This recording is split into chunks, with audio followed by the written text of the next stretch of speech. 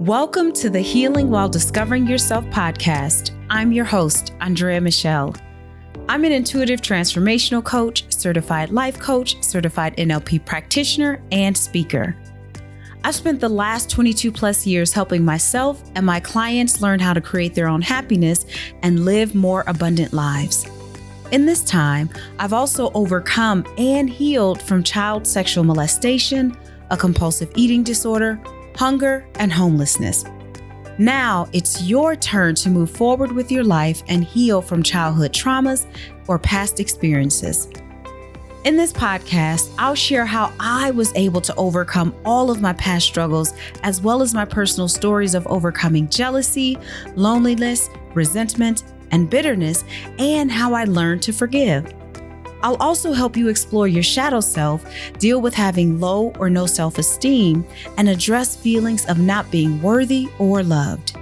Using my personal experiences and extensive training, as well as stories of grief, loss, depression, and anxiety from my guests, I'll help you change your life and finally heal.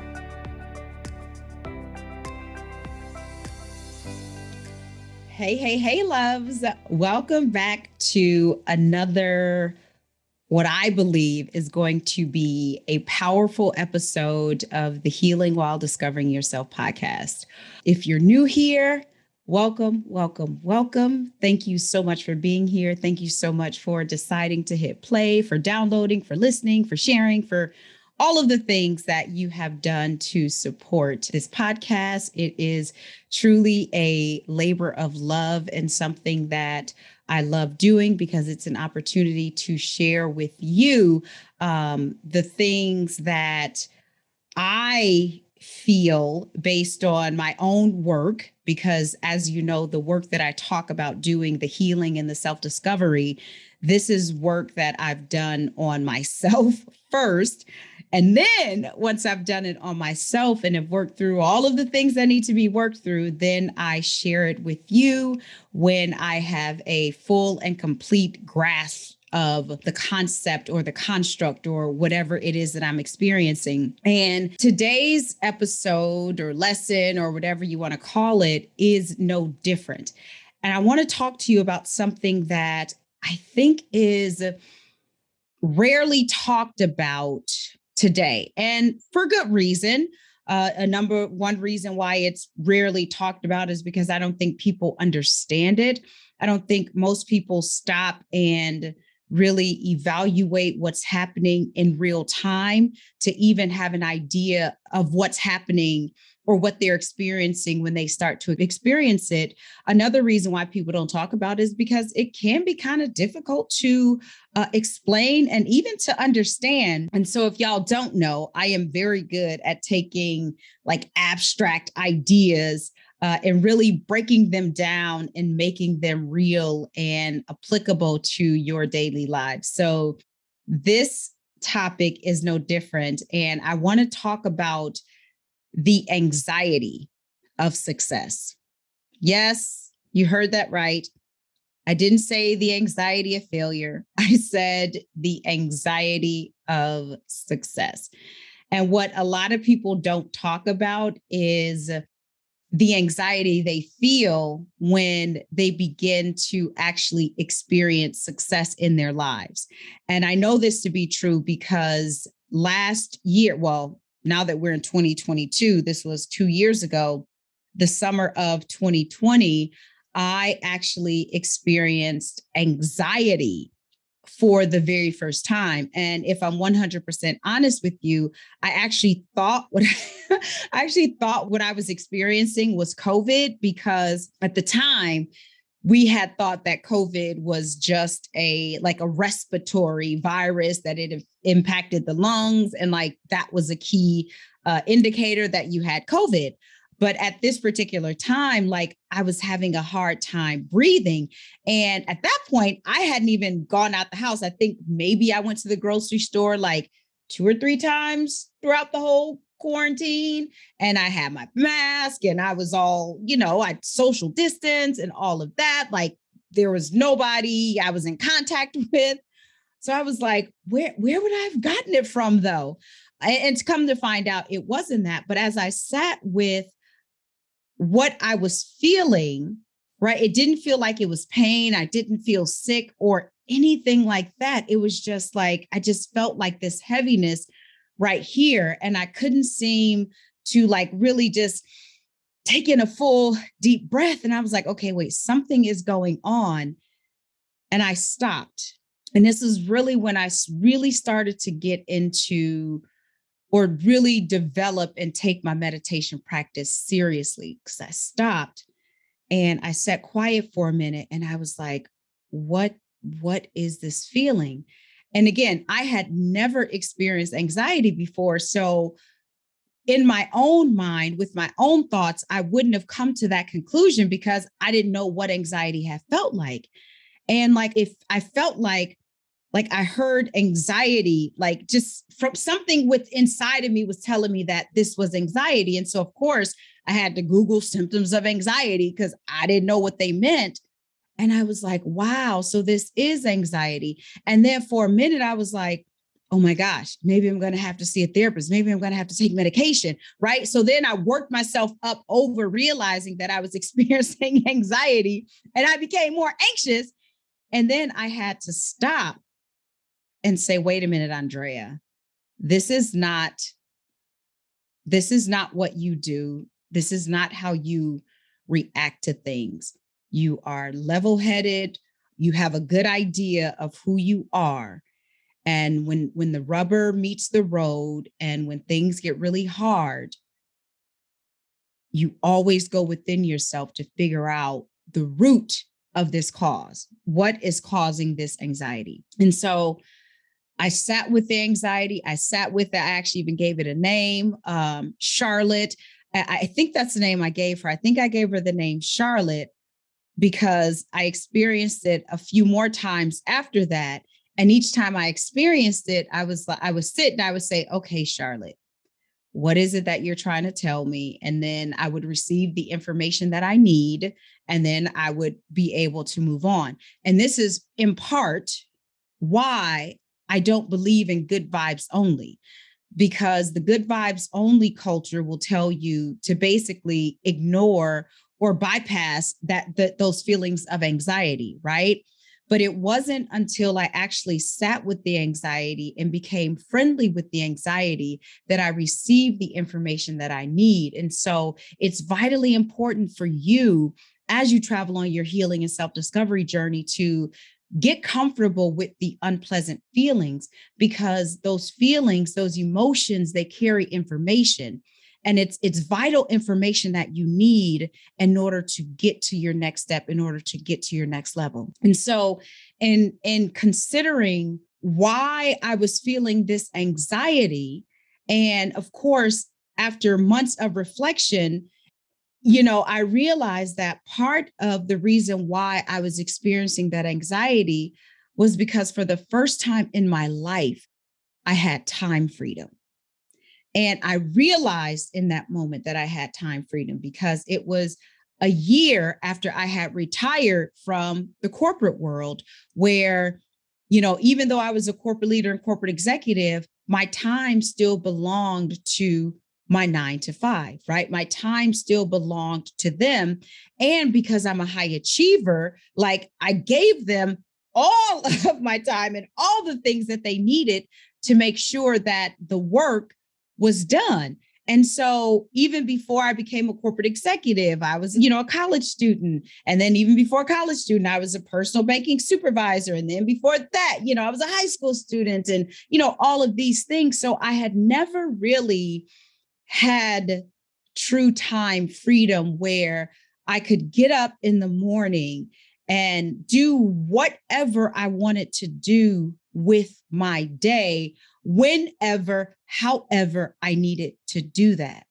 And that triggered, right? That triggered my own feelings of unworthiness, right? The time freedom, this freeing feeling, right? We're talking about the anxiety of success, and we're going to talk about why we experience it and the implications of it and how you can work through and mitigate the anxiety that's associated with it. But I want to take my time and make sure that this is very clear to you, because again, not a lot of people are talking about this as it relates to success. Of course, we talk about it as it relates to failure, but me having time freedom, which was success to me, being able to control my time, that triggered feelings of unworthiness, right? It triggered feelings of not being enoughness, right? It triggered my own feelings of who do I think I amness to have control of my time. It triggered my, you should just be happy. All of the people who have told me throughout my life that I should just be happy with this or happy with that because I have these things, right? All of the freedom, the success that I experience with being in control of my time, it triggered all of those feelings, which in turn created the anxiety, that anxious feeling that I was feeling in that moment. And truth be told, there are so many people that are afraid to believe that they are worthy of getting everything that they desire because they don't want to trigger any anxiety, right? They have this fear of success. And that's because sometimes our fear of success will trigger anxiety, right? So the question then becomes, why do we experience anxiety with success? And for the most part, the reason why we experience anxiety when we think about success or when we experience success or on the road to success is because of our insecurities or our trauma from our childhood, right? I'm not this person who believes that life is great and grand and we tip through the garden of tulips and roses and peachy keen and all of that. Not because that's not my life, but only because that's not realistic. Because if we believe in light, then certainly there is darkness. If we believe in up, then there must be a down. Otherwise, how do we know what up is if there is no down, right? And it's the same thing when it comes to our lives and our emotions. There is the duality, which is really polarity, which again, that's a whole nother conversation for a whole nother episode or day, or maybe I talked about it. Oh, wait, no, I do talk about it in my Journey to Purpose Consciousness course. But anyway, that's not what we're talking about here. But all of us have our own insecurities, and most people, I believe, have experienced some sort of trauma. Now, we justify our trauma by labeling it as little t trauma and big T trauma, which personally I don't do for myself, because from the brain's perspective, the brain responds the same way, whether you have a big T trauma or little t trauma. And guess what? You're not classifying your past experiences as trauma does not make them any less traumatic, right? So let's just put that out there. Just because you don't believe or you don't classify or you don't say that you've experienced trauma, it doesn't mean that you haven't experienced a traumatic event in your life. With that being said, when we are on the road to success or experiencing success in any kind of way, that actually triggers the anxiety, right? Because we're thinking about our past experiences when, we've been told we're not good enough, when we've been told, to just be happy, when we've been told that we're stupid or we're dumb or we can't do this or we can't do that, right? This success, it triggers all of those emotions from our past experience. And that's what creates the anxiety. Another reason why we experience anxiety when it comes to success is, sometimes we're just afraid of attention.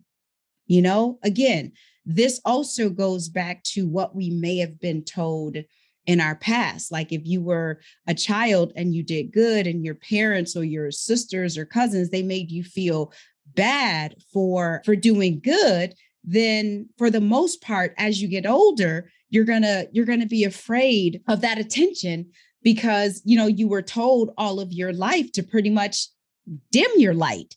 And so when it comes to your success, that kind of creates this anxiety because it's like, uh-oh, mom said that I shouldn't do that, or dad said I shouldn't do this, or, cousins made fun of me when I got an A, right? And so it's like, you don't want that attention. And so that also creates the anxiety, having low self-worth, right? Not believing that you're worthy of success. That in and of itself creates anxiety because here you are experiencing it, but yet there's something not intrinsically in you because it's a learned behavior, but there's something inside of you internally that tells you you're not worthy. You've internalized those feelings. Also, another reason why we experience anxiety is that, the stories that we tell ourselves, we make ourselves the victim in a lot of the stories that we tell about our success. And when you do that, of course, you can't truly celebrate them. Why? Because you're the victim in this matter. And I think a great reason, not great in terms of like impact, but a big reason why we experience anxiety when it comes to success is because we think that the success will change us, right? We ask ourselves questions like, who will I be if X happens? Or what will others think of me if I did this thing, or I lived in this place, or if I go to this particular place, right? Here's the thing about success. However you define success, some people define success in terms of, or there are multiple ways to define success, actually. You can define success in terms of health, in terms of wealth, in terms of money, in terms of relationships, in terms of your spiritual life, right? There are a number of ways that you can define and determine success. But when it comes to, let's for an example, when it comes to making money, money doesn't change you. Money amplifies who you are, right? At the same time, what money does is, or not even at the same time, but the reason why, that's a better way to put it. The reason why money amplifies who you are is because it actually gives you the freedom to fully express yourself, right? When you are working, for yourself, have your own business, or even, you've successfully climbed the corporate ladder and you're making a decent salary, there are certain things that money affords you, right? And with that level, you're able to express yourself fully. And so that's how and why money amplifies who you are. So, if you're a jerk, let's say you don't know you're a jerk when you're poor or when you have little money, then when you get more money, guess what? You're still going to be a jerk because that money is amplifying your jerk-ish behavior. And that's just the truth of the matter. Who you are is only going to be amplified. And that is why it is so vitally important for you to discover who you are on your road to success, to not necessarily pay attention to the results that you achieve, but who you become in the process of achieving those results, right? Because again, money, like power, it amplifies who you are. And so if you don't know, or if you don't realize that you're a jerk when you're poor, when you get money, you're still going to be a jerk, right? Because you have the freedom to express yourself, or you will feel more free. So get to know who you are. So if you do have jerkish behaviors, you can change that right now, right? Oh man. And so the thing about it, about thinking that success will change you, is that You have to take responsibility for who you are and who you are being, and not blame your attitudes and actions on success because the success is unknown, right? So you have to say, this is who I am, right? This is who I am, and I'm okay with that, right?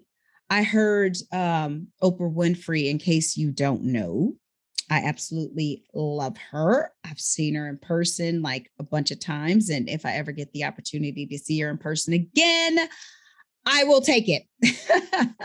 Anyway, I heard Oprah Winfrey tell the story. She said she was, and I don't remember the full story now, but she said she was talking about I do remember the story now. One of her celebrity friends had asked her to make a donation to one of her charities. She was talking about intentions. Thank you, Spirit.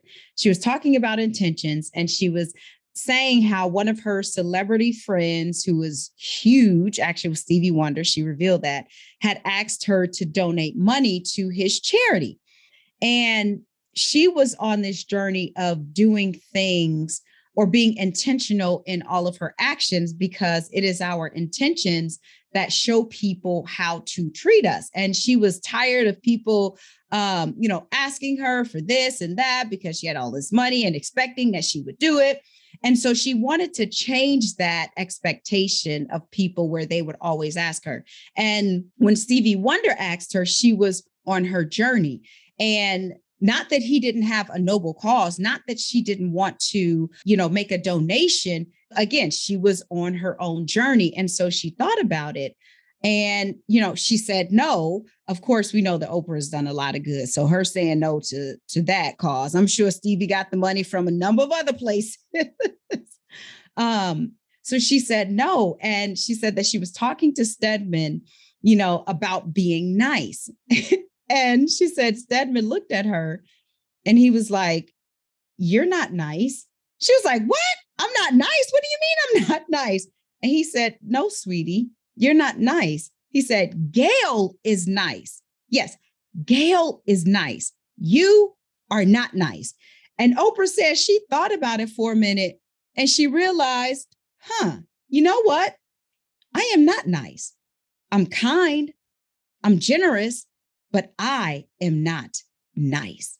And that's the same thing we have to do with ourselves, right? When it comes to success and worrying about it changing us, we have to know who we are. And sometimes we have to stop, we have to stop right in our tracks and evaluate our own attitudes and our own behaviors and just acknowledge that and admit that. Oprah admitting that she wasn't nice, it didn't change who she was as a person. It didn't stop her from giving and making donations and doing all the things that Oprah Winfrey wants to do. She just simply realized, like, wait a minute, you know what? I'm not nice, but the reason why I did all of those things for people is because I wanted people to think that I was nice. See, we're talking about intentions. She was talking about intentions. The reason why she said yes when she wanted to say no is because she wanted people to think that she was nice and she wasn't. And again, we have to do the same thing for ourselves and our lives when it comes to our own success and the implications or the reasons why we experience this anxiety when it comes to success in our lives.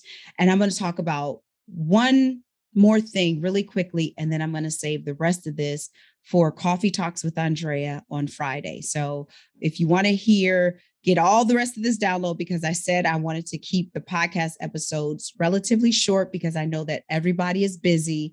So I'm going to keep this short, and then I will continue this conversation in the private Facebook group. If you want to join the private Facebook group, you can go to andreamichelle.com/groups and then sign up for the Facebook group. And the Facebook group is called Healing While Discovering Yourself. So if you're on Facebook, you can look up Healing While Discovering Yourself and request to join the group.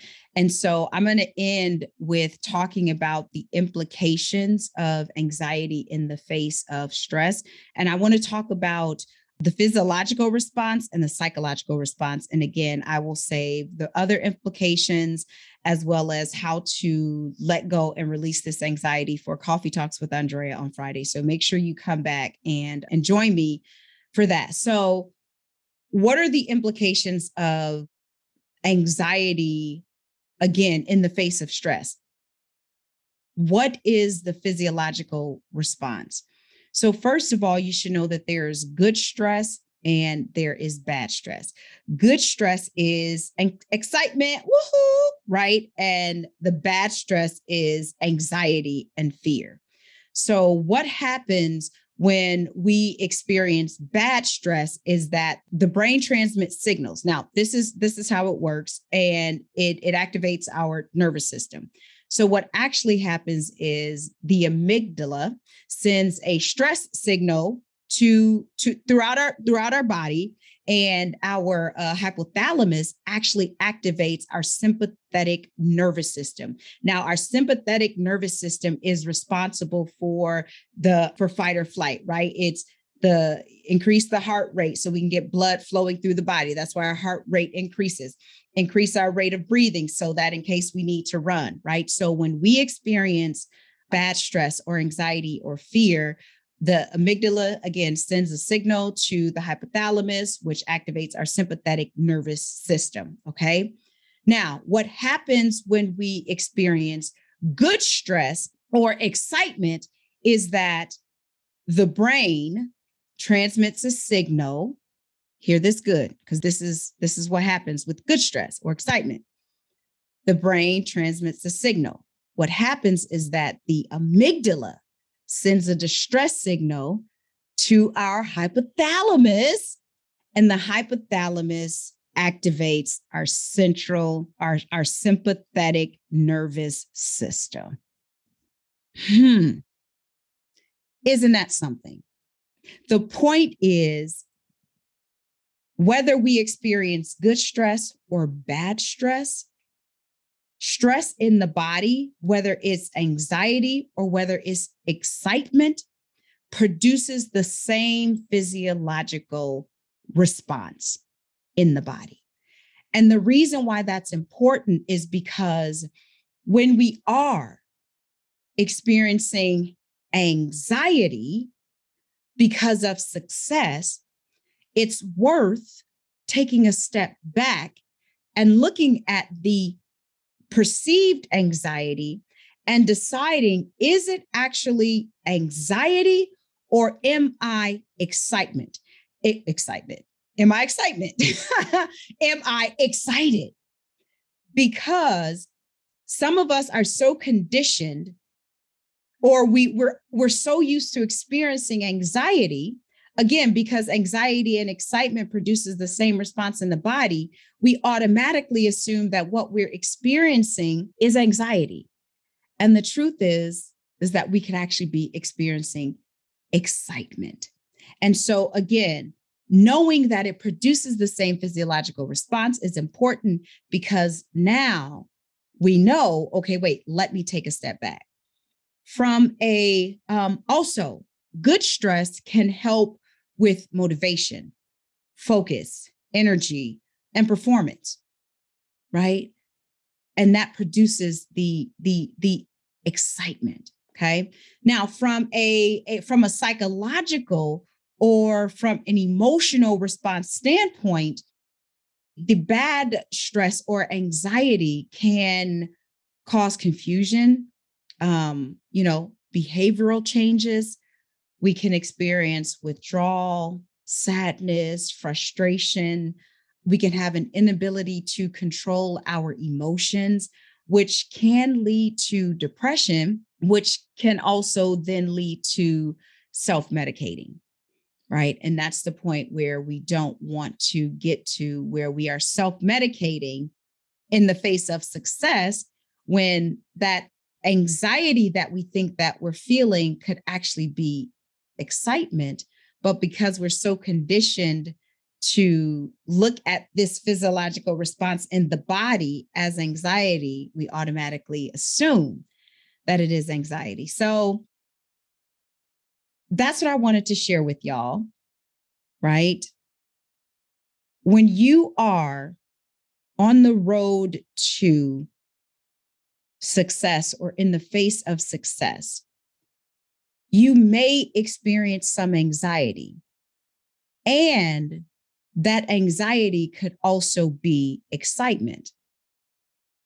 And I want you to know that even if it is anxiety in the face of success, that is okay, because you are experiencing that anxiety based on your past experiences. And if those past experiences are coming up for you, then it means that you're ready to heal those experiences. It means that you're ready to deal with whatever it is that you've maybe suppressed for years. And so it's not a bad thing that you experience anxiety.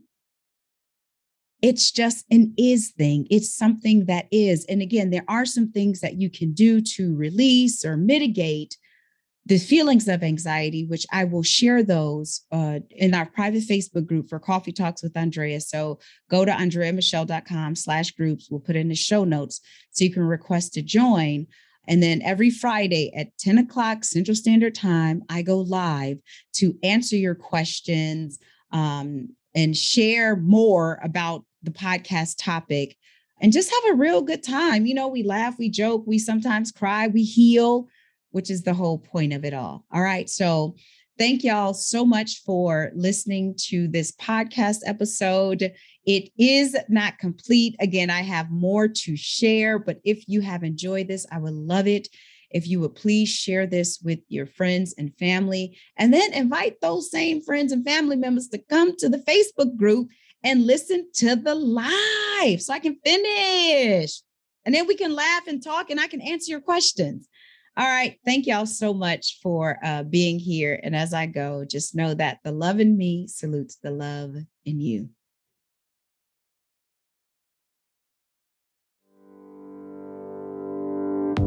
Hey loves, are you looking for a safe place to hang out while you're healing with other like-minded individuals?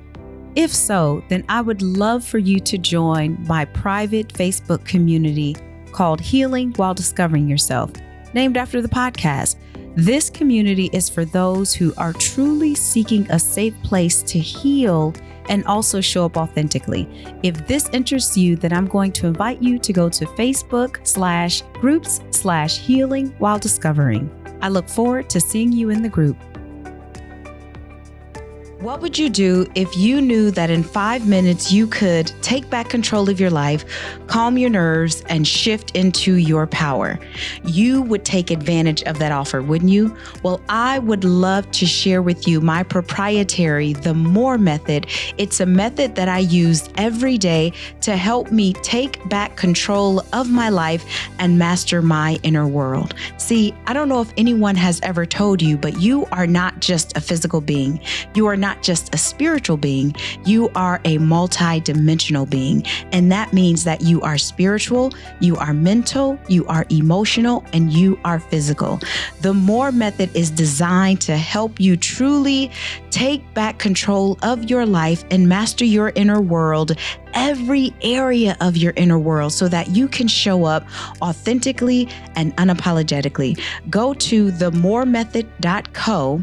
Again, that's themoremethod.co to download the video and amazing guide to show you how to take back control of your life and master your inner world in as little as 5 minutes a day.